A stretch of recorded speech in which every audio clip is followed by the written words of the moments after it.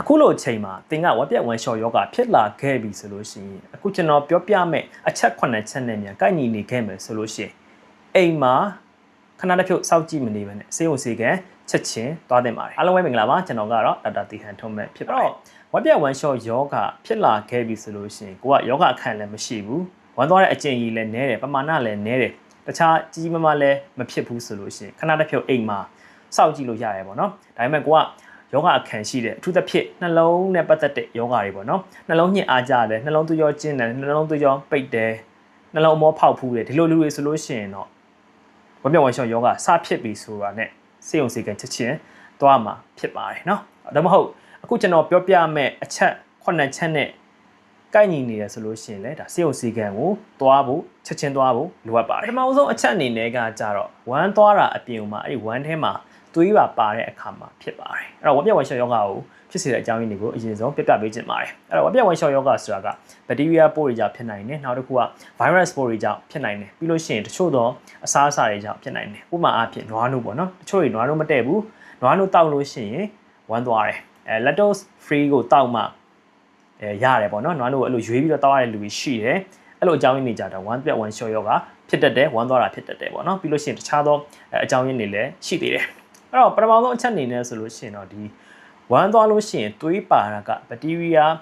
းပိုးကြောင့်ဝမ်းသွားတာဝမ်းပြက်ဝမ်းလျှော်ယောဂဖြစ်နိုင်တယ်အဲ့ဒါဆိုလို့ရှိရင်ကျွန်တော်တို့ကပိုးသက်စေတောက်ဖို့လိုတယ်ပေါ့နော်ဘက်တီးရီးယားပိုးကြောင့်ဆိုလို့ရှိရင်ပိုးသက်စေတောက်ဖို့လိုအပ်တယ်အရန်ဆိုးလို့ရှိရင်ပိုးသက်စေတောက်ဖို့တော့မဟုတ်ထိုးဖို့ပါလိုတယ်ဆေးရုံတက်ပြီးတော့ပိုးသက်စေထိုးဖို့လိုတယ်ပိုးသက်စေချိတ်ဖို့တော့လိုနိုင်တယ်ပေါ့နော်virus ပိုးကြောင့်ဖြစ်တာဆိုလို့ရှိရင်တော့အများအပြားပိုးသက်စေကမလိုဘူးဘက်တီးရီးယားပိုးကြောင့်ဖြစ်တဲ့ဝက်ပြက်ဝမ်းလျှော်ယောဂဆိုရင်ပိုးသက်စေကလိုတယ်အားကြောင့်မလို့ဒီပထမဆုံးအချက်နဲ့ကိုက်ညီနေတယ်ဆိုလို့ရှိရင်လည်းစေုံစေကန်သွားဖို့ချက်ချင်းသွားဖို့လိုအပ်ပါတယ်ဒုတိယမြောက်အချက်အနေနဲ့ဆိုလို့ရှိရင်တော့ဘိုက်အရန်အောက်တာဘိုက်ထက်ကအရန်ရင့်တာကကြောက်ပဲဖြစ်ပါတယ်เนาะအဲ့တော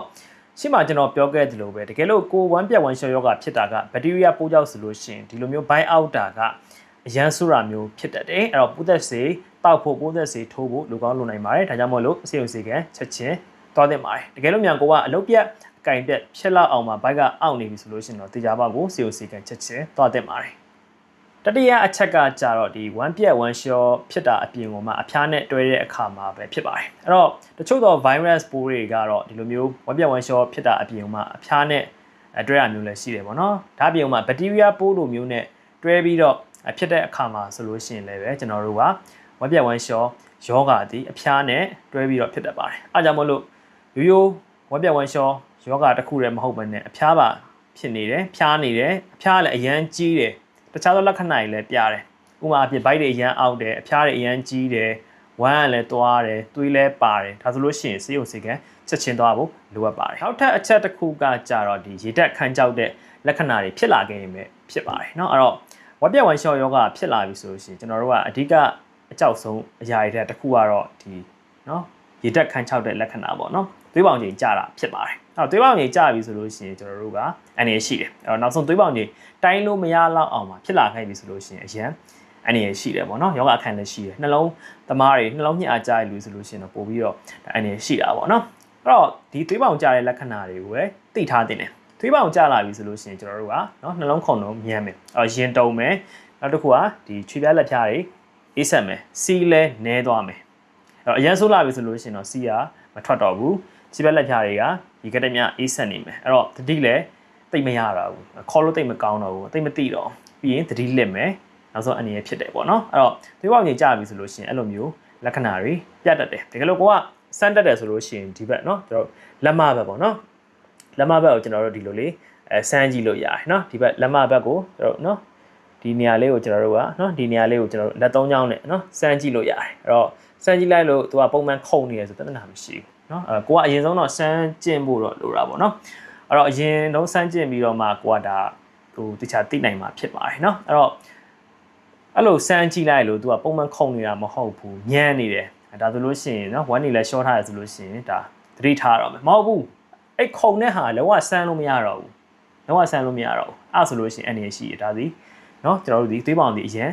ကျနေတာဖြစ်နိုင်တယ်အဲ့တော့စေုံစီကန်ချက်ချင်းသွားဖို့လိုအပ်ပါတယ်နောက်ထပ်အချက်အနေနဲ့ဆိုလို့ရှိရင်တော့ဒီ24နာရီစောင့်ကြည့်လို့မှเนาะယောဂလက္ခဏာမတတ်တာပိုဆိုးလာတယ်ပေါ့เนาะ အဲ့တော့အရင်တော့ဆုံးမနေဘူးဒါပေမဲ့တရက်ဆောက်ကြည့်လိုက်တယ်အိမ်မှာပဲတရက်ဆောက်ကြည့်လိုက်တယ်ကိုကယောဂခံလဲရှိမနေဘူးเนาะလူရွယ်လည်းဖြစ်တယ်ပေါ့เนาะတရက်ဆောက်ကြည့်လိုက်တယ်ဒါပေမဲ့မတက်တာဘူးပိုဆိုးလာတယ်ဆိုလို့ရှိရင်လည်းစေုံစီကချက်ချင်းသွားဖို့လိုအပ်ပါတယ်နောက်ထပ်အချက်တစ်ခုအနေနဲ့ဆိုလို့ရှိရင်တော့one piat one shot ဖြစ်တာအပြင်ကမှထောက်လျှောက်အန်နေတာပဲဖြစ်ပါတယ်အဲ့တော့အန်နေပြီဆိုလို့ရှိရင်အစာလည်းမဝင်တော့ဆေးလည်းမဝင်တော့အဲ့တော့ကျွန်တော်တို့ကအဆင်မပြေတော့เนาะအဲ့တော့စေုံစီကသွားပြီးတော့လုံးကြီးတွေချိတ်ဖို့လိုနိုင်တယ်နော်ပိုးသက်ဆေးတွေထိုးတာပိုးသက်ဆေးတွေချိတ်တာလိုကောင်းလိုနိုင်တယ်နော်ဒါတော့ဆရာအောင်နေဆုံးဖြတ်မှာဖြစ်ပါတယ်အဲ့တော့အစာလည်းမဝင်ဘူးရေလည်းမဝင်ဘူးနောက်တစ်ခုက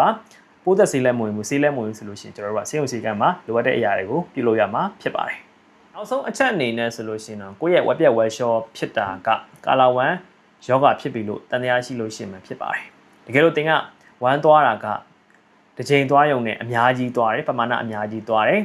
တနားရီအတွင်းမှာ3-4ချိန်သွားရုံနဲ့သတိလေးရှင်တယ်လို့ဖြစ်တယ်အဲ့တော့ပြောမယ်ဆိုရင်ရှေ့မှာကျွန်တော်ပြောခဲ့တဲ့တွေးပေါင်ငင်ကြားတဲ့လက္ခဏာတွေပြတယ်ပေါ့နော်ပြီးတော့စံစေးရည်လိုလည်းဝမ်းတွေကအယောင်ဆင်းရှိရယ်အနက်လည်းနန်တယ်အညီနက်လို့နန်တယ်ဆိုလို့ရှိရင်ကာလာဝမ်ယောဂဖြစ်နိုင်တယ်အဲ့ဒါဆိုလို့ရှိရင်ကျွန်တော်တို့ကပိုးသက်စီလိုအပ်တဲ့စေုံစီကန်ချက်ချင်းပြဖို့လိုအပ်ပါတယ်အဲ့တော့ဓာတ်စားကိုလည်းအိမ်မှာ